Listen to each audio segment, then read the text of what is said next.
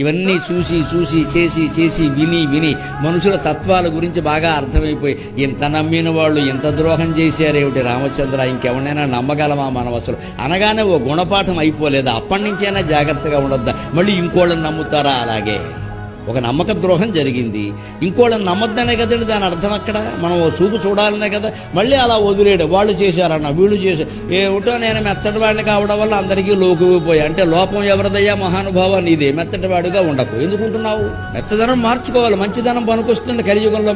మెతకదనం పనికిరాదు. మంచితనం వేరు, మెతకదనం వేరు. మంచితనం ఏమిటంటే ఎవరిని ఏమీ అనకుండా ఉండడం. మెతకదనం ఏమిటంటే అందరూ అనే అన్ని మాటలు పడుతూ ఉండడం. అవసరం లేదమ్మా, మనం చేతకాని వాళ్ళం కాదు. జవాబు ఇచ్చేదానికి జవాబు ఇవ్వాలి, మూతి వాచిపోయేలా జవాబు ఇవ్వాలి. అందుకని వాళ్ళు అన్నీ అంటుంటే అలా ఊరికి ఏమిటో నాకు ఈవేళ గ్రహస్థితి బాగుండలేదు. అలా గ్రహస్థితి ఏం కదమ్మా, నీ మనస్థితి. నువ్వు చెయ్యని తప్పుకు ఎందుకు అంగీకరించాలి? అవసరమేంటి చెప్పు. ఎందుకు నిందలు పడాలి ఊరికే? ఈ మాత్రం పౌరుషం లేకపోతే అలా